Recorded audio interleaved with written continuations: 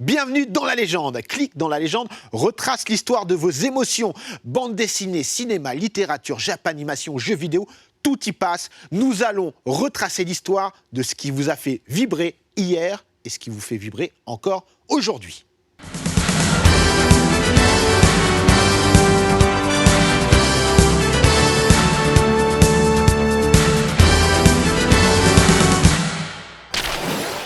Le monde est en plein air de la piraterie. Les prodiges du Nouveau Monde se livrent des batailles sans merci. Et dans l'œil de ce cyclone se démène l'équipage au chapeau de paille. Le capitaine, le garçon qui a mangé le fruit du gum-gum. Monkey D. Luffy. Zoro. Nami. Usopp. Sanji. Chopper. Robin. Franky. Brook.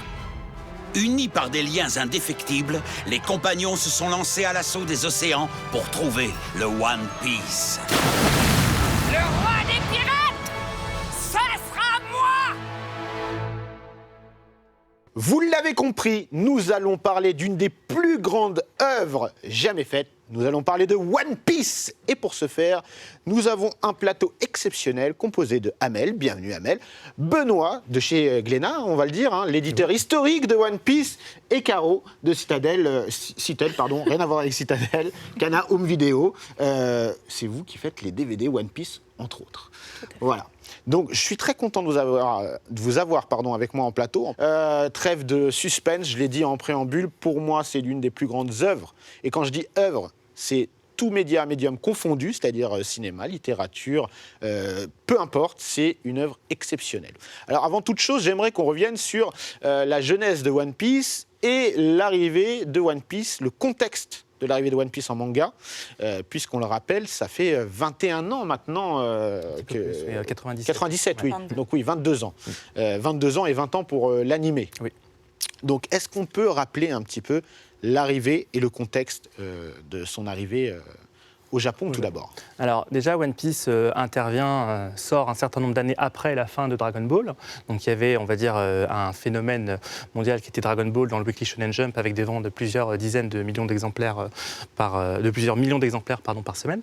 Et le Weekly Shonen Jump cherchait justement à se renouveler. Donc il faut savoir que le Weekly Shonen Jump travaille avec une multitude d'auteurs et que les auteurs sont soit en concurrence, soit en émulation pour figurer dans le magazine.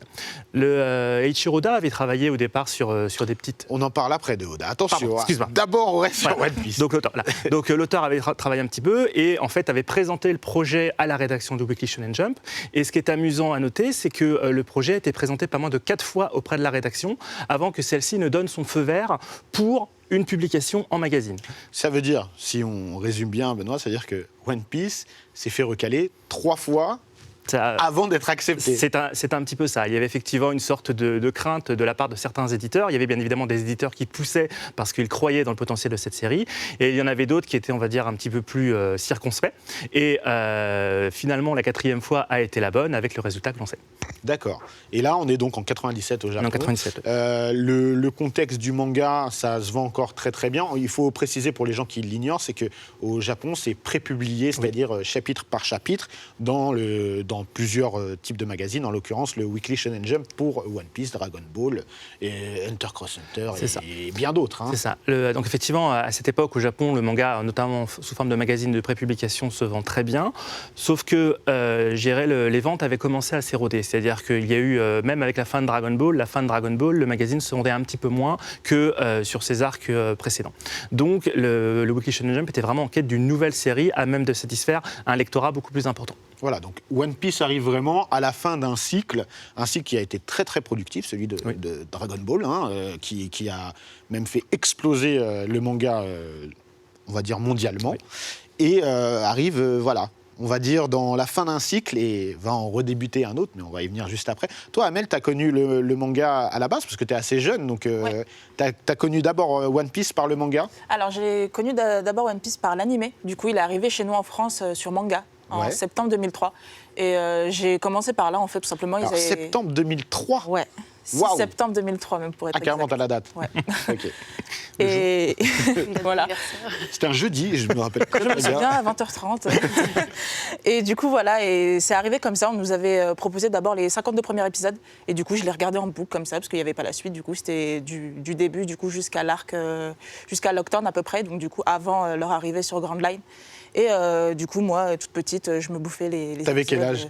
J'avais 6 ans, du coup. 6 ans. Donc, Ouais. t'as connu One Piece à 6 ans en animé. Voilà. Et le manga, tu l'as pas connu. Et après, tout de suite après, vu que je pouvais pas rester sur les 52 épisodes que je regardais en boucle, bah, je suis passée du coup sur le manga juste après. D'accord. Et depuis, Donc, j'ai jamais lâché. La première diffusion française de One Piece, c'est en 2003. Ouais.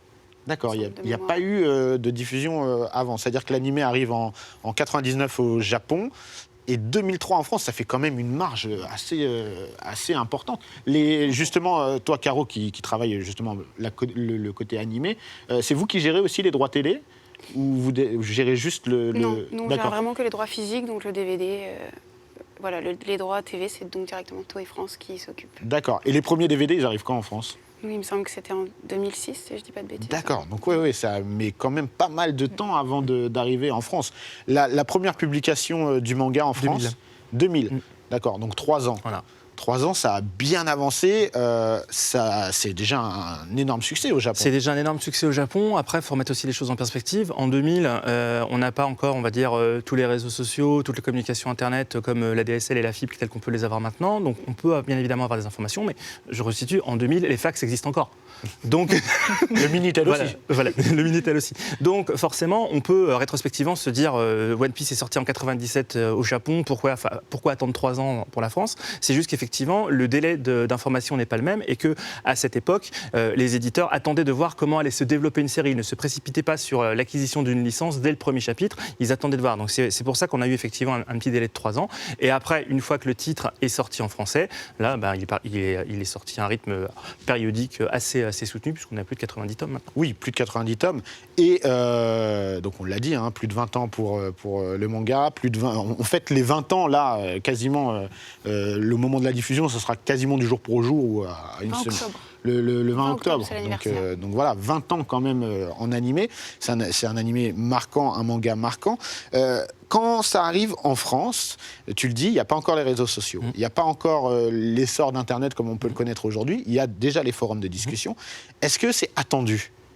Alors, c'est attendu dans une certaine mesure. C'est-à-dire que c'est attendu par les personnes qui s'intéressent justement à ce qui se passe au Japon et qui veulent, on va dire, la nouveauté.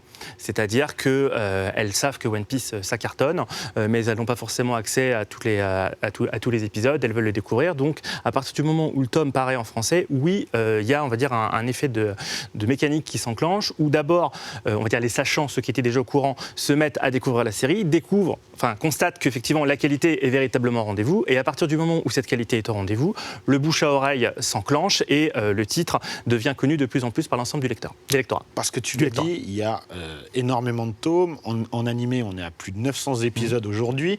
Et One Piece, on peut le dire, pour ceux qui ne connaissent pas forcément l'ampleur, c'est plus qu'un phénomène, parce qu'on est sur quelque chose qui dure depuis 20 ans. Oui. S'il faut parler un petit peu chiffres, il faut savoir qu'il y a quelques années, One Piece est rentré dans le Guinness Book des records pour être l'œuvre la plus vendue du même auteur. Oui. Voilà. Sauf que c'était 320 millions de mangas, de tomes. Alors, est-ce qu'on calcule en tomes ? Comment ça se passe, puisqu'il y a la prépublication au Japon ? Alors, déjà, ce qui est important, c'est que lorsqu'on établit un record, il faut définir le référentiel. Et pour le coup, il valait mieux réfléchir en tomes, parce qu'en fait, comme le but était d'avoir un record en termes de livres, forcément, si on raisonnait par rapport au magazine, dans chaque magazine, il y a un chapitre. Donc, mécaniquement, vous avez encore beaucoup plus de magazines. Donc, l'idée était de proposer un record qui puisse être comparable par rapport à d'autres œuvres, qu'il s'agisse d'autres œuvres de manga, d'autres œuvres de littérature. Donc, on raisonnait en termes de tomes. Donc là, de toute manière, ça c'était 2014-2015, le Guinness Book. Aujourd'hui, on est à combien ? Plus de 440 millions ? Oui. Alors, plus de 440 millions, ça fait à peu près un tome qui se vend toutes les 1 seconde et demie C'est ça. dans le monde. C'est énorme. Il faut savoir que principalement les ventes se concentrent au Japon, on va dire majoritairement, mais même mondialement, il y a quand même c'est fou. Alors, pour la France, il faut savoir, justement, ça permet de donner un ordre d'idée, il faut savoir qu'en France, il y a à peu près un tome de One Piece qui se vend toutes les 30 secondes.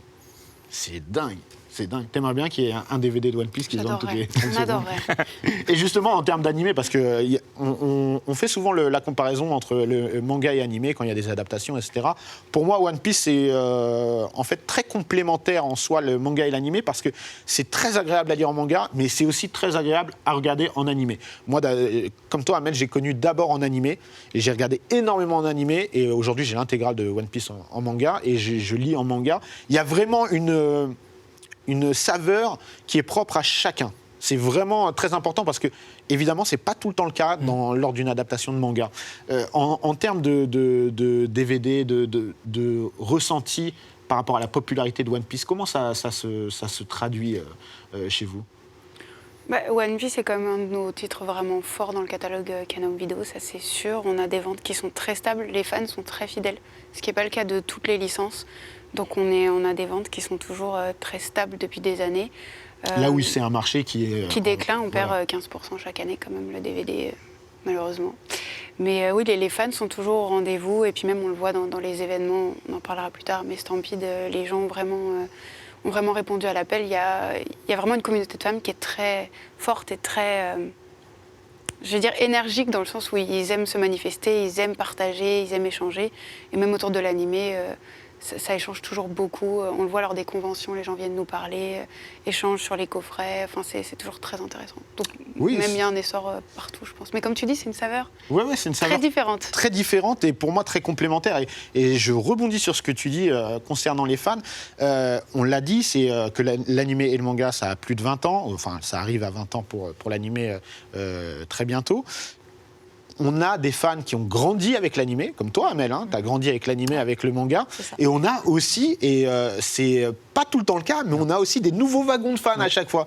C'est-à-dire que One Piece arrive à faire rattraper tous les tomes, tous les épisodes, tellement cette œuvre est forte. Donc, il n'y a pas de mystère, c'est pas du hasard, il n'y a pas de recette magique, il y a un génie derrière tout ça, c'est l'auteur de One Piece, c'est Eiichiro Oda.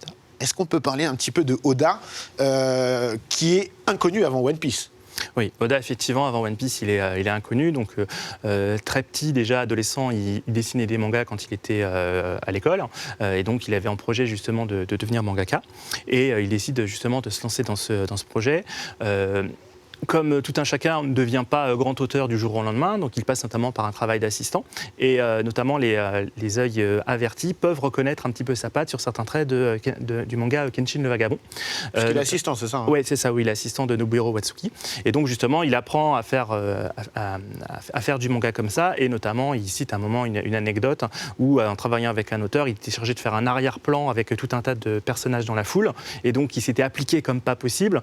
Et au moment où il rend le dessin, l'auteur lui dit non, ça va pas, faut tout changer, il comprend pas et en fait il s'aperçoit qu'ils étaient tellement appliqués qu'en fait il avait donné le même trait à chacun des visages de la foule. Donc forcément quand vous avez une foule, l'idée n'est pas que vous ayez un copier-coller de l'ensemble des bonhommes, mais voilà. Donc comme ça il fait ses premières armes et ensuite au fur et à mesure il décide justement d'aller de l'avant, de proposer des œuvres et au Japon justement on ne lance pas un auteur dans une nouvelle série comme ça du jour au lendemain, on attend d'abord de voir qu'il fasse ses preuves. Et donc, on lui confie au préalable, on va dire, la rédaction d'une nouvelle, donc une nouvelle d'à peu près 50 pages, qui s'appelle Romance Down, dans laquelle on peut lire justement les prémices de One Piece. Il est déjà question de Shanks le Roux, de Luffy, etc. Mais c'est une nouvelle de 50 pages, donc elle est autoconclusive. Mais ça permet déjà justement, dans la prépublication du magazine, de tester les retours des lecteurs, s'ils apprécient, s'ils trouvent ça bien, etc. Parce que ce qu'il faut savoir, c'est qu'au Japon, les magazines reposent énormément sur les retours des lecteurs. Chaque magazine a une sorte de formulaire. Et toutes les semaines, vous avez des personnes des différents éditeurs qui épluchent les formulaires en fonction de l'âge, de la provenance. C'est du SAV chaque semaine. Voilà, c'est du SAV chaque semaine. Et donc, la durée de vie, excuse-moi, je te coupe besoin, la durée de vie d'une prépublication dépend également de ce formulaire. Exactement. La durée de vie d'une prépublication dépend de ce formulaire. Par exemple, si une série ne marche pas, il y a toutes les chances qu'on va dire elle est entre 1 mois et 1 mois et demi d'espérance de vie pour redresser la barre, et sinon, il faut envisager autre chose. C'est-à-dire que toutes les semaines, et c'est important de le dire là pour One Piece, parce qu'on est à plus de 20 ans, toutes les semaines depuis 20 ans, Oda est jugé par les lecteurs. C'est ça, exactement. et c'est toujours un plébiscite. Oui, toutes les semaines depuis 20 ans, il est jugé par les lecteurs, c'est un plébiscite.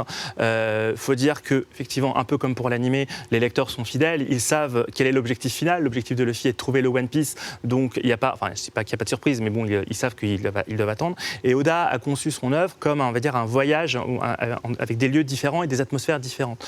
Donc du coup, il sait, au fur et à mesure que son intrigue se développe, faire en sorte que si, par exemple, il y a une partie qui ne plaît pas trop, j'ai n'importe quoi, une partie horrifique où les gens ne sont pas fans, la partie d'après, il mettra une partie plus comique, et puis après, une partie avec des marionnettes, etc.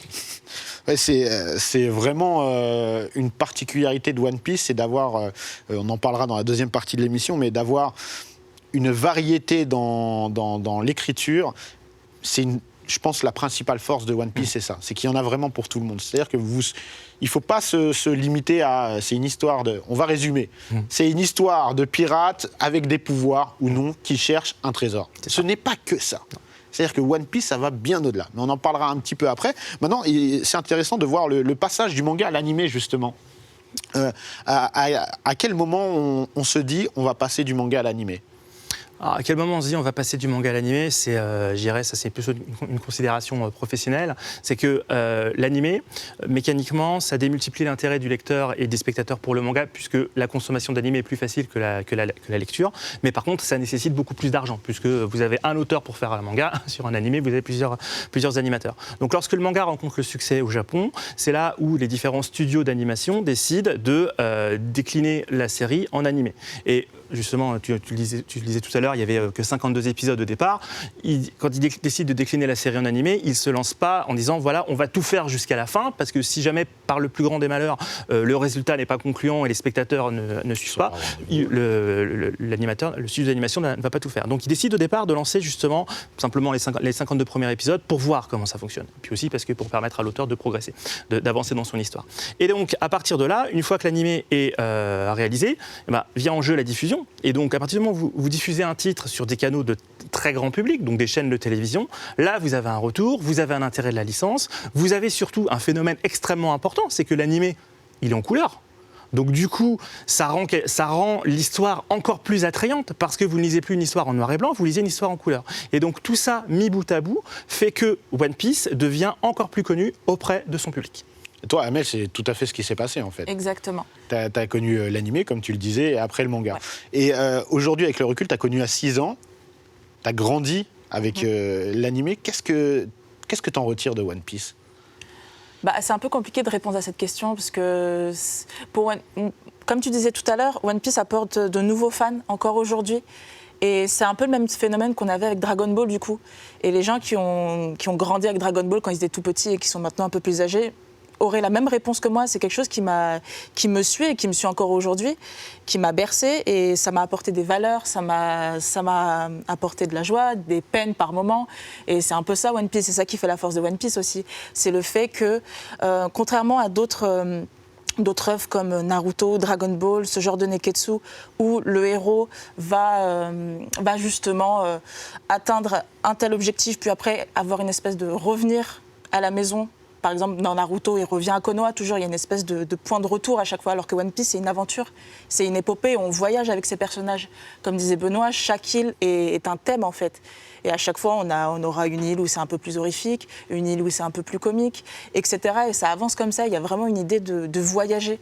On s'évade vraiment avec One Piece, contrairement à d'autres œuvres où, comme je disais, on revient toujours au point de départ. Le héros poursuit son aventure, mais il reviendra toujours à son point de départ, à sa maison de départ. Alors que One Piece, c'est vraiment, ils sont sur leur bateau et ils suivent le long de leurs aventures. Luffy, c'est tout ce qu'il est. Voilà, il est têtu, donc il continue son avancée, sa route. Et je trouve que c'est ça qui fait la force de One Piece, et c'est ça que j'aime, en fait. C'est vraiment m'évader. On voit, tu parles avec passion. Je vais te poser une question qui va peut-être paraître complètement fou aux gens qui ne connaissent pas forcément One Piece. Dis-moi, Amel, est-ce que tu considères les Mugiwara, les membres de l'équipage de Luffy, comme des membres de ta famille ? Bien sûr que oui, tout de suite. Ça peut paraître, comme tu dis, ça peut paraître un peu fou pour les gens qui n'arrivent pas à comprendre ça, parce que c'est des personnages fictifs, etc. Mais c'est complètement ma famille. Quand je lis One Piece, je suis dans un petit cocon, je me sens avec eux. Je suis avec eux sur le bateau, je suis leurs aventures. Puis en plus, One Tu Piece, es toi-même dans l'équipage. je suis dans l'équipage, voyons, bien sûr. C'est moi le 10e membre. Mais du coup, c'est vraiment ça, c'est qu'on les suit. Et dans One Piece, la narration, c'est très rare que, hormis quelques exceptions, quelques chapitres, qu'on ne soit pas du point de vue de l'équipage. Hormis quelques chapitres, bien entendu, où on va voir un peu ce qui se passe dans le monde géopolitique de One Piece, on suit toujours les Mugiwara, c'est toujours Luffy et les autres qu'on va suivre. Et du coup, c'est comme si on était à leur côté. On les suit avec eux et on découvre le monde. Et on est ensemble, Amel. Bien T'inquiète, sûr, je on est ressens ensemble. exactement la même Mais c'est chose. peut-être toi le 11e membre de l'équipage, tout de suite. J'espère bien. Donc Caro, là, c'est plus ton domaine, on parle vraiment de l'animé. L'animé en France, comment il est reçu quand vous commencez à le distribuer en DVD? Il y a déjà une demande qui est très très forte. Oui, on l'a diffusé à peu près 3 ans après les premières télés. Donc ça a continué, parce que c'est très très long. Je crois qu'on est à peu près à 50 coffrets à présent. Qui sont là, très jolis. Hein. C'est des coffrets qui vivent avec le consommateur, puisque là on est reparti sur une nouvelle édition au format A4 qui plaît beaucoup, qui regroupe, qui permet, parce qu'on a eu, il y a certains collectionneurs qui nous disent que ça commence à prendre vraiment de la place, donc c'est pour ça qu'on a réfléchi à un format plus pocket. Oui, parce qu'il y avait des coffrets comme ça. Oui, il y a les coffres qui continuent aussi, il y en a qui aiment vraiment les coffres, puisqu'ils sont imposants. Voilà. Et ils font un bel effet de décoration. Mais oui, ça continue. Ça continue, je dirais, avec le même, comme je disais, c'est très stable. Les fans suivent. En fait, comme tu disais, ils n'abandonnent pas les chapeaux de paille. Jusqu'au bout, ils restent avec eux et ça se sent. Et puis, on parle du manga, de l'animé, mais il y a aussi de cinéma. C'est-à-dire que One Piece, c'est plusieurs films. Et là, on a le dernier film, on a One Piece Stampede. Je vous propose de regarder la bande-annonce. Ta proposition ne se refuse pas. Le plus grand rassemblement du monde pour les pirates et par les pirates, le festival des festivals, le Pirate Fest. L'île est droit devant! On va faire la paix! Le plus grand festival pour tous les pirates! Ceci est un défi du roi des pirates en personne! Alors tous à la chasse au trésor! Ce rassemblement cache quelque chose. C'est bien pire que ce que je pensais. Le moment est venu pour que tu mettes ton plan à exécution. Usopp! T'es complètement dingue! Arrête! C'est une branche d'épaisse. Il était aussi fort que Rayleigh à l'époque. Il est temps de commencer. Entrons dans une nouvelle ère. Ma nouvelle ère à moi. J'utilise ma force dans un seul but, atteindre la victoire, ma victoire. Dans tes rêves! Le roi des pirates, c'est pas ça! Il aura ce qu'il a cherché. Déclenche un Buster Call. C'est pas possible!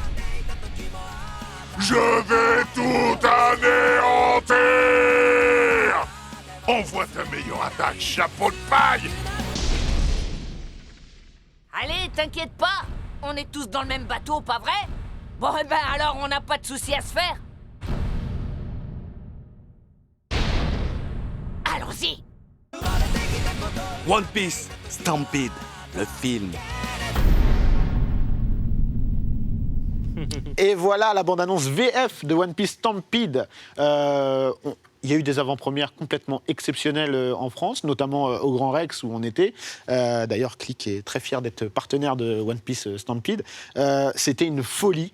Ouais. Comment on arrive encore aujourd'hui, 20 ans après, à susciter autant d'engouement au cinéma, remplir des salles, voir les fans crier. On est quand même dans une licence qui est limite aussi forte. Je dirais pas voire plus forte parce que je respecte les fans, mais on est aussi forte que Star Wars ou ce type de licence. Tout à fait. On a fait un excellent... on a fait une avant-première le 12 septembre dans 58 salles. Et on attendait à peu près 15 000 personnes, on en a eu 32 000. Donc les fans étaient, comme je vous disais, vraiment au rendez-vous. Il y a eu beaucoup de retours très positifs. On a fait le maximum pour ceux qui étaient... On a fait des karaokés, on a Les gâté les karaokés qu'on fans. peut voir en off. Ouais. On a gâté les fans avec plein de cadeaux et on sent vraiment qu'ils étaient très heureux d'être là. Parce que Stampede, c'était un peu un pari aussi. Nous, avant, c'était pas nous qui diffusions les films. C'est notre premier film, Stampede. Donc les 10 autres ont été distribués pas par nos soins, voilà, par nos amis de chez Kazé, Viz Media. Donc c'était vraiment pour nous une première et on est vraiment ravis. Alors, c'est un pari parce qu'aujourd'hui, diffuser un film d'animation en France, c'est pas facile. Pas du tout. C'est pas facile parce qu'en termes de les spectateurs, déjà, on va dire les choses comme elles sont. Il est sorti en août au Japon. L'animation japonaise est quelque chose qui est très piraté. C'est une vraie problématique. D'ailleurs, One Piece, vous pouvez le retrouver de manière légale sur Internet, sur ADN. Anime Digital Network, c'est la seule plateforme qui le diffuse légalement en simulcast. Tout le simulcast, donc il y a une grosse partie de Wall Cake Island et les 60 premiers épisodes ont été uploadés, sont dispo. Et il y en a d'autres. Et il y en a d'autres qui arrivent, tout le catalogue. Voilà, on peut le dire. Allez, on peut le dire, tout va arriver. Ça va arriver. Ça travaille fort dessus. Donc oui, c'est un vrai pari. Et donc là, quand vous voyez 32 000 personnes, 32 000 fans, complètement dingue. On a vu au Grand Rex, j'y étais, hein, on a vu, c'était exceptionnel. Là, vous vous dites, oui, on a eu raison. Tout à fait. On était vraiment très contents parce qu'on avait de l'appréhension, c'est normal. Hein, mais on s'est tous vraiment beaucoup donné sur ce projet et de voir que les fans étaient au rendez-vous, ça a été... On remercie Toei aussi, Toei Animation qui a été avec nous jusqu'au bout sur ces process d'appro qui étaient très complexes. Donc, oui, c'est vrai que l'animation, comme tu dis, japonaise ne fait pas... disons que ça crée des réticences parce que c'est pas conventionnel et que c'est pas beaucoup exploité sur grand écran, à part certains, les Ghibli qui sont particuliers, Miyazaki, tout ça. Mais parce que c'est distribué par Disney, par Buena Vista. Voilà, hein. Exactement. Et donc, c'est sûr que c'est toujours des paris et on remercie CGR Event d'avoir fait le pari avec nous, puisqu'ils nous ont aussi accompagnés dans toute la distribution et ça a été génial. Donc merci d'avoir cru en nous. Voilà. Et c'est encore en salle, puisque là, au moment de la diffusion, ça sera encore en salle. Mercredi prochain, oui. Oui. 9 octobre, pardon. Voilà, 9 octobre, vu que les diffusions. En tout cas, je vous encourage vivement à aller voir Stampede en salle. Je vous encourage à lire le manga et je vous encourage à regarder l'animé légalement sur ADN ou en DVD. En tout cas, c'est la fin de cette première partie sur One Piece. Je vous remercie énormément puisqu'on a pu un petit peu voir un petit peu les rouages du lancement, du passage du manga à l'animé, de l'animé au cinéma. Vraiment, One Piece, c'est une œuvre, je pourrais faire pas une émission, mais une saison entière sur One Piece. Merci beaucoup à tous et on se retrouve, nous, pour la deuxième partie de l'émission. Et voilà, nous voici encore réunis pour parler de One Piece, évidemment. La deuxième partie de l'émission spéciale consacrée à One Piece. Et là, on va rentrer un petit peu plus dans le vif du sujet, en tout cas en termes de narration, d'histoire, de personnages. Et aujourd'hui, avec moi, pour en parler, nous avons donc Caroline, de chez Kana Home Video, qui édite les DVD de One Piece. Nous avons Benoît, de chez Glénat, qui édite le manga. Évidemment. Et nous avons le Doc, donc youtubeur spécialisé One Piece et grand passionné de manga, mais particulièrement de One Piece. Et également, tu as une sorte de musée ambulant, c'est ça? Oui, que je fais dans les conventions pour présenter un petit peu l'envers du décor sur One Piece, mais aussi plein d'autres mangas, parce que je suis un vieux, donc il y a des trucs qui restent un petit peu dans le cœur. Et bien, tant mieux, hein, c'est dans notre cœur à tous, j'ai envie de dire, sur le plateau. Alors, on va aborder la première partie de l'émission sur quelque chose qui est assez percutant dans One Piece pour moi, dans l'écriture, c'est que c'est une œuvre plus complexe qu'il n'y paraît. C'est-à-dire, je m'explique, pour les gens qui connaissent peut-être pas spécialement One Piece. One Piece n'est pas seulement un manga, un shonen, un neketsu, où des gens vont se bagarrer, vont à la quête de quelque chose. Il y a énormément de messages et une écriture, une sorte de deuxième lecture dans One Piece. Tu me confirmes, oui. Benoît? Oui, je confirme qu'il y a effectivement différents niveaux de lecture dans One Piece. C'est-à-dire qu'on a un premier niveau de lecture qui est très simple, qui est celui de l'aventure, où Luffy et ses compagnons décident de trouver le One Piece. Et on a un deuxième niveau de lecture où, en fait, au fur et à mesure de leurs exploits sur les différentes îles, ils s'aperçoivent que la réalité n'est pas forcément si jolie, que tous les pirates ne sont pas joyeux, mais que certains sont au contraire méchants, voire particulièrement vindicatifs, qu'il existe de l'esclavage, que les notions d'égalité ne sont pas forcément respectées partout. Et bien évidemment, Luffy étant un personnage de fondamentalement franc et honnête, ce sont tout un tas de comportements qui lui hérissent le poil au plus haut point et contre lesquels il ne se pose même pas de questions et contre lesquels il va se battre. Oui, parce que clairement, tu as mis les pieds dans le plat. On parle dans One Piece d'esclavage, on parle de conspiration, on parle de gouvernement dans ses moindres rouages, c'est-à-dire on parle de politique, oui. On parle également d'égalité, on parle de vraiment énormément de caste également. De racisme aussi. De racisme. Avec les hommes poissons. Exactement, de racisme qui est couplé à l'esclavage également. Il y a vraiment des thématiques. En fait, chaque île, puisqu'on le rappelle, les Mugiwara vont explorer le monde à travers une île ou plusieurs à chaque fois. Et à travers chaque île, on dirait qu'il y a une thématique sous-jacente qui émerge à chaque fois. Ouais. Et ce qui est vraiment important, ça va surtout être dans l'actualité. Là, en ce moment, ce qui se passe, c'est sur un terme écologique. Et ça a vraiment cet écho qu'il y a dans le monde en ce moment. Oui, voilà. C'est ce qui est très très fort avec One Piece également, c'est que Oda, l'auteur de One Piece, se réfère à l'actualité, mais aussi à la réalité pour en parler et distiller des messages dans l'œuvre One Piece. Est-ce qu'on peut dire que c'est une première sur une durée telle que celle-ci et également sur des thèmes aussi durs parfois que je pense que c'est une première pour différentes raisons. La première, c'est que, effectivement, la première raison, c'est qu'on est à la base sur un shonen. Donc un shonen s'adresse à un lectorat en général adolescent. Donc ces thématiques ne sont pas celles que l'on s'attend à voir traitées dans un manga à destination des adolescents. Des thématiques comme celle-ci, on s'attend plus à les voir traitées dans un seinen, dans un manga pour adultes où tout est gris, mais pas dans un shonen. Donc ça, c'est le premier élément. On a ces thématiques qui sont traitées dans un manga auquel on ne s'attend pas.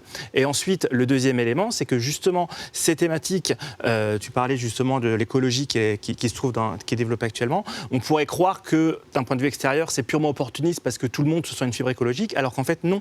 La thématique telle qu'elle est abordée ici fait écho à d'autres points qui ont été plantés il y a plusieurs dizaines de volumes au préalable et qui juste simplement trouvent leur explication. Donc on a réellement des thématiques qui sont fouillées, développées et abordées, mais au sein d'un tout qui est cohérent. Donc toi, Caro, tu as même une explication qui va encore plus loin, c'est l'équipage des Mugiwara. Pour toi, il y a une diversité vraiment dans ces personnages qui représentent la réalité. Je trouve, comment ça peut représenter comme une petite société, puisque, comme on disait, Luffy est quelqu'un qui n'en a que faire des différences et qui voit vraiment l'amitié au sens pur du terme. Donc, qu'importe notre physique, nos pouvoirs, d'où on vient, qui on est, tant qu'on a les qualités qu'il faut, c'est-à-dire du courage, la générosité, de la loyauté, on peut faire partie de l'équipage. Et je trouve que c'est une belle leçon de vie.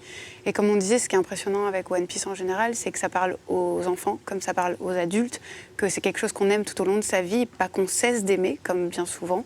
Quelque chose dont on ne se lasse pas, ce qui est rare, je trouve, quand on grandit. Et donc, je trouve que c'est tellement complexe parce que, comme on disait, ça aborde des thèmes avec à la fois une simplicité et en même temps, c'est vraiment, je trouve, il ne fait pas de détour. On aborde les sujets qui fâchent, comme on le fait jamais comme disait Benoît, dans un shonen, parce que ça dérange. Et là, on l'aborde avec simplicité et efficacité. Et on se rend compte, ça apprend en même temps aux enfants et à la nouvelle génération, oui, il y a des choses qui dérangent dans la société. Il y a du racisme, il y a de l'esclavage. Bon, heureusement, Dieu merci, il n'y en a plus. Plus chez nous, mais heureusement, il y en a encore dans le monde. C'est bien vrai. Ouais. Et plein de sujets, de sujets qui ne devraient pas être tolérés, comme on parlait, même la pollution, le fait qu'il faut se pencher un peu plus sur l'écologie, l'avenir de la planète. Et tout ceci, et ce qui est plus fort, je rebondis là-dessus, c'est que tout ceci, c'est pas moralisateur. C'est-à-dire que c'est tellement bien amené et on va dire c'est tellement bien écrit, bien illustré, tu parlais de pertinence tout à l'heure, pour moi c'est extrêmement pertinent et extrêmement bien amené. En fait, c'est pertinent et bien amené parce qu'en fait, ça ne propose pas de solution. Ça amène surtout une réelle prise de conscience de voilà, ça existe. Il y a effectivement des situations qui sont intolérables. Il y a des situations avec lesquelles il faut parfois composer. Quand, par exemple, dans le cadre de l'histoire, vous avez la mort d'un personnage principal, c'est intolérable, mais il est mort. Donc n'en dis pas plus. Non, je n'en dis pas plus. Donc voilà. Donc effectivement, c'est en ça que c'est pertinent, c'est-à-dire que ça permet de fixer les choses sans pour autant dire comme ces choses existent, voilà les solutions que je propose. Et donc c'est justement à chacun de se faire sa propre idée, tout comme Luffy, lui justement, il agit par rapport à son cœur. C'est quelqu'un effectivement de fonceur, d'honnête. On sait que des fois il va aller dans le mur, mais voilà, il agit, il a conscience et il fait en conséquence. Oui. Et ce qui est vraiment très bien, c'est que One Piece et Ichiro Oda, ils ont évolué ensemble durant ces 20 ans. C'est-à-dire que je pense qu'au début, il avait peut-être pas cette manière d'écrire, cette manière de raconter une histoire. Et avant tout, Eiichiro Oda se raconte une histoire à lui-même et après, il raconte une histoire aux autres. Et c'est ça vraiment son grand succès, sa grande force. Et tout ce qu'on voit autour, tout ce qui nous est amené, comme vous avez dit, ça vient pas d'une façon brute. C'est vraiment une subtilité dans la narration où tout le monde, quel que soit son âge, va sentir un message qui va lui être propre. Oui, et c'est très très important, comme tu le dis et comme Caro le disait également, c'est en termes d'âge. C'est-à-dire que One Piece, on peut le lire, on peut le regarder, qu'on soit enfant, adolescent, adulte. Il n'y a aucune barrière. Et pour moi, je le disais sur la première émission, c'est que c'est une des plus grandes œuvres, à mon sens, aussi pour ça. Aussi parce que c'est universel. C'est intergénérationnel. Voilà, intergénérationnel, universel. Et peu importe où on se trouve dans le monde, c'est-à-dire que là, One Piece, c'est japonais. Il y a des œuvres japonaises où on a une réception quelque peu différente à cause des différences culturelles qui sont parfois très importantes. Là, peu importe où on se trouve dans le monde, on pourra se retrouver dans One Piece. Et vu le nombre de mangas qui a été vendu dans le monde, tu peux te dire qu'à un moment où toi, tu vas lire ton manga, eh bien, il y a quelqu'un dans le monde qui, au même moment, va lire aussi One Piece. Et c'est ça quand on pense à ça, quand on pense à cette universalité qui a été créée avec One Piece, je ne sais même pas s'il y a une autre œuvre qui a pu autant être partagée et autant faire vivre. Pour moi, c'est fédérateur. Tu le rappelais sur la première partie de l'émission par rapport aux avant-premières Stampede en France au cinéma, quand on voyait un public de fans aussi passionné, etc. Mais au-delà de la passion, il y a aussi, à l'instar du manga et de l'animé, une certaine amitié, en fait, une certaine connivence entre chaque personne fan de One Piece, comme si c'était, je le redis, fédérateur, comme si on se retrouvait. C'est une sorte de symbole secret, je pense que c'est ça. Et même dans le public, c'est ça qui est très très fun avec One Piece, c'est que tout le monde vient de différents milieux, différentes classes sociales, âges, et tout le monde s'éclate sur le même animé. Moi, j'ai trouvé ça génial. Des gens qui peut-être dans la vraie vie ne se parleraient pas, et One Piece les rapproche.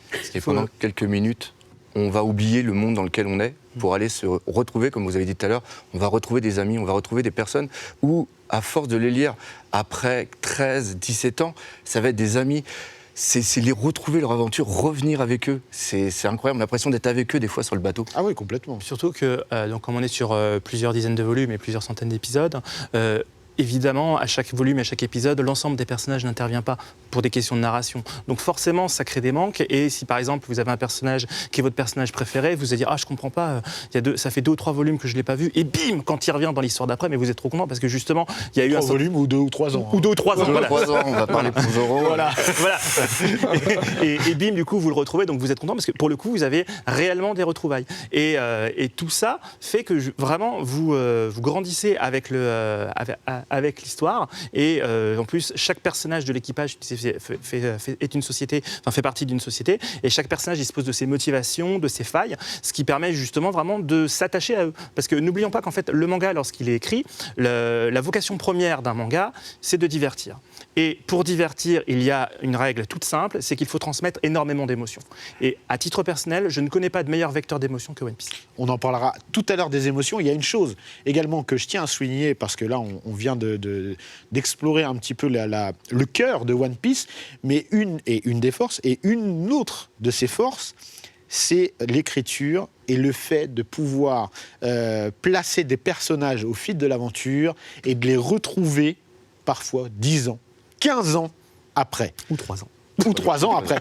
Mais c'est-à-dire que des personnages vont évoluer en parallèle de l'aventure et des personnages principaux, et on va les retrouver plus tard et vont influer sur l'histoire principale.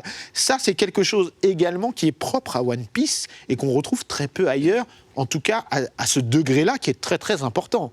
Il y a un jeu qui est excellent, c'est le jeu du foreshadowing. C'est-à-dire que c'est presque une compétition entre certains de savoir quelle chose qui a été mise là va être retrouvée plus tard. Et ça va jouer même sur les chiffres, ça va jouer sur les personnages, ça va jouer même sur un petit élément de décor qui va avoir mis là, et on va comprendre toute l'importance. Et ça, c'est un énorme travail, c'est absolument dingue. Savoir qu'il a tout fait comme ça, pour après l'utiliser. Il expliquait justement, donc, au Japon et en France aussi, il y a le One Piece Magazine qui est consacré uniquement à One Piece avec notamment des anecdotes de production. Et notamment, il y a des anecdotes où en fait, il expliquait qu'un jour, il recevait un assistant et il lui dit, bah, tu vois, ce personnage-là, donc, qui était un personnage, donc, il devait en être toujours tome 18-20 en termes d'écriture. Il dit, bon, tu vois, ce personnage que tu aimes bien, ouais, et ben, il va mourir dans 20 volumes. Donc, il va mourir ou il va lui arriver un truc dans 20 volumes. Et effectivement, l'assistant qui arrive, il était un peu bouche bée parce que se dire que l'auteur a toute cette vision de son histoire avec presque des années d'avance, puisqu'il faut le temps qu'il y arrive, ça permet justement de prendre conscience de l'importance de l'œuvre, de à quel point elle est rodée, elle est carrée et elle est cohérente, et donc du coup justement vraiment de la profiter, d'en profiter. Et surtout ce qui est important, c'est que donc, tu disais que Oda a grandi effectivement au fur et à mesure, sa narration a évolué au fur et à mesure du temps, mais du coup comme One Piece, ça fait plus de 20 ans que le manga existe, l'œuvre mûrit aussi en même temps que son lectorat. Donc, ce qui permet justement d'avoir différents niveaux de lecture. On a un niveau de lecture très aventure, capable de plaire justement au lectorat adolescent, et ensuite on a des niveaux de lecture complémentaires. Il y a une chose aussi, c'est que Ichiro Oda est aussi papa. Et moi, ça me reconnaît dedans parce que vu mon âge, et depuis qu'il a été papa, on a senti aussi une sorte de changement au niveau des émotions qui ont été véhiculées. On peut pas en parler parce que sinon ça va spoiler. Mais il y a des choses où quand tu le lis et que tes parents, tu as ton cœur qui s'effondre à l'intérieur parce que tu te dis c'est incroyable que quelqu'un puisse. Enfin, même ici, j'ai du mal à le décrire. C'est quelque chose qui se vit. De toute façon, j'ai la chair de poule, rien qu'à en parler.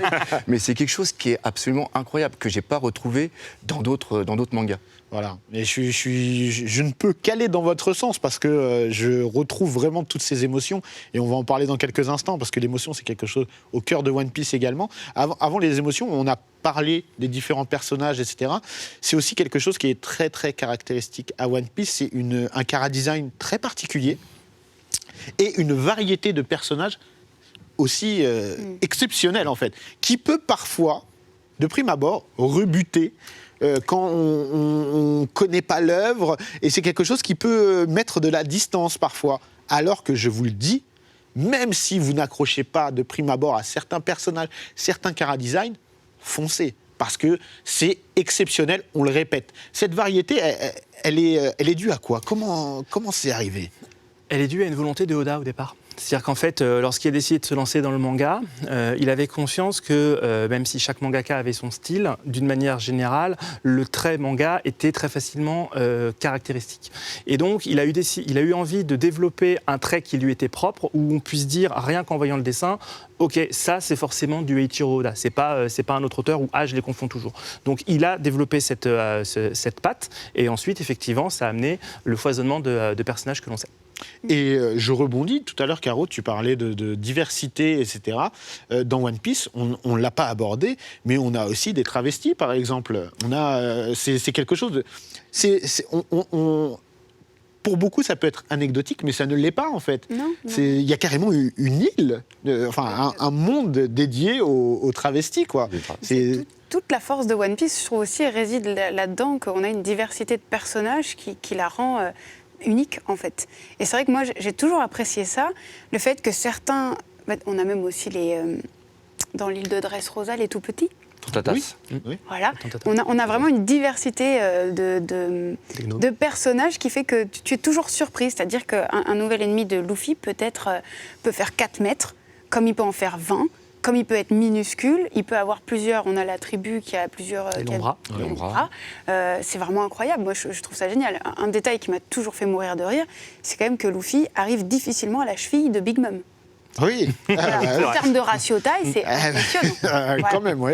Donc, et pourtant, lui, ça lui fait pas peur. Oui, c'est ça qui est dingue. sûr. Big Mom, on le rappelle, c'est un ennemi des Mugiwara et de Luffy qu'on va retrouver dans un premier arc pour ensuite le retrouver un petit peu plus tard et qui devient un des ennemis principaux. Voilà, mais je trouve que c'est une qualité d'écriture, comme dit Benoît aussi, c'est le fait que certains personnages sont prévus à plus long terme. Ils ont un avenir, un destin qu'on ne sait pas au moment où on les découvre et qui reviendront. Et pour moi, c'est ça la qualité d'un vrai auteur, au-delà du manga. C'est très beau ce que tu dis. Un destin, ils ont un destin. Je pense que c'est quelque chose tu viens de trouver le mot vraiment le plus adéquat. C'est-à-dire que T'as toujours le destin chaque que tu voudrais leur personnage, donner. voilà, a son destin, que ce soit les personnages principaux ou les secondaires. Tout le monde évolue et suit sa vie au fil de l'aventure. Et bon, il va falloir en parler, hein, mais One Piece, c'est une œuvre exceptionnellement drôle. Oui, c'est vrai. Vraiment, C'est vrai. c'est quelque chose. On sait qu'on rigole. Parfois, je pleure de rire en lisant ou en regardant les épisodes. C'est vraiment. Mais c'est aussi une œuvre qui fait pleurer. Oui. Moi, je le dis sans aucune honte. J'ai pleuré devant One Piece. Et elle ne fait pas pleurer que de tristesse. Non. Voilà, Mais il est vraiment très très fort. Et on va prendre certains chapitres où le début du chapitre, il va partir sur quelque chose de complètement loufoque, hyper drôle. Et 2 pages à la fin, il va se passer quelque chose qu'on ne voit pas venir parce qu'on est sur un schéma de lecture où on se dit ça va être drôle tout au long. Et il vient nous placer soit un flashback, soit un élément qui va nous mettre mais complètement KO, où on va avoir des fois la larme qui va nous couler. C'est vraiment incroyable. C'est dingue. Mais je pense que les sentiments sont surtout amenés par le fait qu'on s'identifie énormément à au moins un personnage. La diversité des caractères, enfin des personnages font qu'en fait on s'identifie beaucoup plus facilement et que de ce fait on arrive à ressentir, enfin ils abordent des thématiques qui sont très humaines, le décès, le fait d'avoir des frères et sœurs, la perte de quelqu'un, L'amitié, la déception, la déception. Autant amoureuse que parfois que tu places tous tes espoirs en quelqu'un, tu lui fais confiance et tu es trahi. La trahison, c'est des choses qui sont abordées vraiment Le pardon. Le pardon. Oui. Très Ouais. juste. Très fort. Et Très, Nisobi. Oui, Et il y a aussi un élément qui, à mon sens, est très important par rapport à cette émotion, c'est qu'en fait, quand vous lisez One Piece, vous constatez que les héros, les différents personnages principaux, en fait, ils n'ont pas peur de pleurer. Ils n'ont pas peur d'afficher leurs émotions. C'est-à-dire qu'en général, on se dit, bon, c'est de l'aventure, je vais montrer les muscles, je vais me battre, etc. Donc oui, en cas de danger, de confrontation, ils sont comme ça.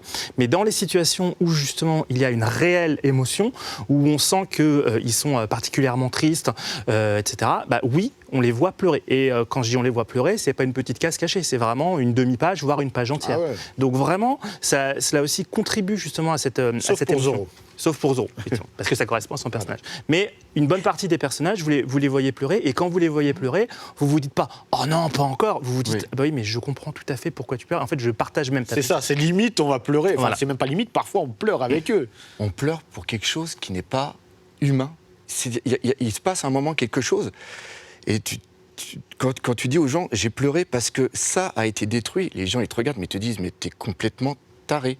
Je peux pas le dire la chose, mais quand on le voit, quand même, et je me rappellerai toujours, on avait fait une conférence, on avait parlé avec beaucoup de gens de savoir qu'est-ce que vous avez ressenti, quels sont les moments qui vous ont pris. Il y avait une 50aine de personnes, on a eu 50 passages différents, où les gens, entre eux, rebondissaient. Et il y en a même, quand ils expliquaient quelque chose, on voyait des larmes apparaître. C'est ce que One Piece véhicule, c'est incroyable. Ouais, c'est un vecteur d'émotion. Ils ont même sorti au Japon des volumes qui s'appellent les One Piece Strong Words, donc les mots forts, pour justement reprendre ces séquences d'émotions qui ont marqué les fans. Alors, c'est des livres qui compilent C'est des extraits, en fait, des passages qui sont les passages les plus émouvants de la saga. Pas ça. Voilà. Donc C'est le best-of des passages. des émotions. Et des fois, il va y avoir une case qui va être vide avec seulement que 2 personnages et 2 bulles, et ça vient te chercher. La case est vide, il n'y a que 2 personnages. Et la manière dont c'est présenté, la manière dont ça vient faire écho à quelque chose, tu te dis waouh. Voilà, on est sur là aussi la preuve que c'est une œuvre à part entière et une œuvre très très importante dans la culture. Il faut le rappeler, là on est dans le domaine de la culture. One Piece, le manga, l'animé, c'est de la culture à part entière. Et n'en déplaise à certains, j'ai envie de dire. Voilà. Mais même le côté, je trouve, d'émotion, on a toujours tendance à dire ce livre m'a ému, j'ai pleuré à la fin. Mais en fait, personnellement, je trouve qu'un manga est tout aussi impactant qu'un livre. Et c'est vrai que, comme on le rend, la bande dessinée a souvent été infantilisée, on va dire. Tout à fait. Mais pas du tout. Et le manga peut très bien nous apprendre de belles leçons de vie, ce qui est le cas de One Piece, qui véhicule de très belles valeurs. Et je pense que c'est tout à fait naturel, quand c'est bien écrit, de pleurer. Je suis tout à fait d'accord. Donc maintenant, il va falloir parler de quelque chose qui me chagrine un petit peu avec One Piece. La seule chose qui me chagrine, c'est est-ce que c'est bientôt la fin ? Bon. Oda s'est exprimé là-dessus il y a... C'était un troll. Alors, est-ce que c'est bientôt la fin on va remettre les choses en perspective. One Piece, on disait, c'est un voyage, c'est un navire qui navigue d'île en île. Il est arrivé à peu près à la moitié de son trajet au volume 50. Donc on aurait pu se dire, au volume 50, ça veut dire qu'il y aura à peu près 100 tomes. Après, au fur et à mesure, Eiichiro Oda s'est exprimé en disant, j'en suis à peu près à tel pourcentage de mon histoire. Donc bientôt la fin, oui et non. Là, on est au tome 93, je crois, paru au Japon. Oui. Et 94 qui va sortir. Voilà, 94 qui est annoncé. A priori... justement, si on se base sur les déclarations d'Oda et puis qu'on fait un truc mathématique extrêmement complexe qu'on appelle une règle de 3, on devrait être entre 115 et 120 volumes. Voilà. Donc bientôt la fin, je dirais oui, parce que forcément, quand on a 90 volumes parus par rapport à 120, on sait qu'on est proche du dénouement. Mais mine de rien... Ça fait combien d'années ? On est à peu près à 4 volumes par an, donc on est à 90, donc ça fait... il y en a encore facile pour 5 ou 6 ans, minimum. Le problème, c'est que on va prendre... C'est le point de vue de la narration. Regardez par exemple l'arc Totoland. Normalement, il devait être réduit à un certain niveau, et Eiichiro Oda s'est laissé emporter par lui-même et il l'a rallongé de à peu près une vingtaine de chapitres. C'est-à-dire que même lui n'arrive pas à se modérer. C'est un truc de fou. Donc on peut imaginer que dans la suite, il va encore raconter des choses, et encore les combats sont ellipsés pour la plupart du temps. C'est vrai. Il faut savoir qu'au départ, One Piece, lorsque Oda s'était lancé dans cette série, il était parti pour la faire en 10 ans. Voilà. Bon, on est à plus de 20 ans. Ça a raté, on va pas se mentir. Shichibukai qui ont été créés entre-temps. Oui, exactement. Et tant mieux, j'ai envie de dire. Et je me dis, toi, Caro, ça va pas te faire quelque... Enfin, t'appréhendes pas la fin de One Piece, c'est bizarre de le dire comme ça, mais... Si, mais ça va paraître bizarre, mais j'ai beaucoup d'empathie pour Oda. Parce que c'est quand même quelqu'un qui, par sacrifice pour ses fans, n'a pas pris de vacances depuis des années. Il a une semaine de vacances, c'est ça, par an ? Alors je crois qu'actuellement, il a pris à un moment 4 semaines de vacances aux alentours du tome 60 pour dire ça fait des années que j'ai pas pris de vacances. Là, il y a une coupure pour scénaristique, donc je prends des vacances. Après, en tant que tel, effectivement, en termes de vacances, non. Mais je crois que il a, on va dire, des pauses un petit peu plus récurrentes dans la publication du magazine. Ils sont obligés, qui ont été aussi imposés. Voilà. Oui, parce qu'il dormait que 4 à 5 heures par nuit, ce qui est un rythme insoutenable, il faut le dire. Sur le long terme. Et je comprends ton empathie envers Oda. Oui, quelque part, je me dis, mais j'ai envie il va être triste lui aussi que ça s'arrête, mais peut-être qu'il va être soulagé quelque part.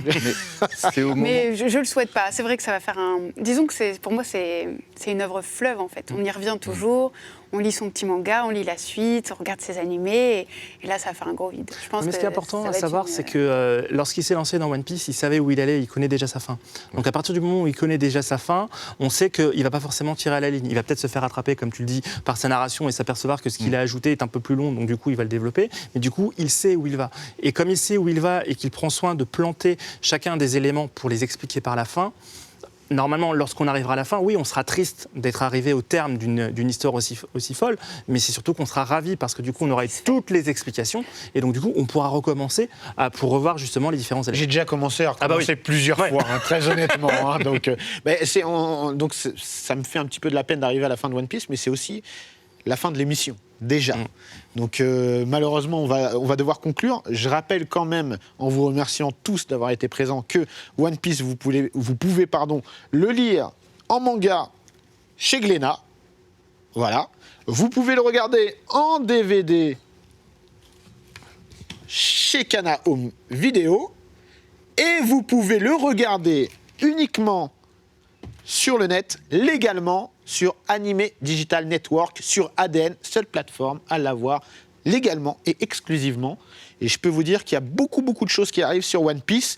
Pour preuve, il y a One Piece Stampede au cinéma, en VF. Et pour la conclusion, j'ai envie de vous mettre quelques images du doublage VF, puisqu'on a des amis à nous qui prêtent leur voix à des personnages dans le film. Je vous remercie encore d'avoir été avec nous pour cette spéciale One Piece. Et puis, on se retrouve, nous, très bientôt. Souvenez-vous bien de ces paroles. Là où règne une grande et profonde obscurité. Oh, mais attendez, des profondeurs obscures de l'océan jusque dans les cieux. Je suis tout cœur avec vous. Allez, monsieur Chapeau de Paille. Il n'y a plus aucun doute possible. Je kiffe.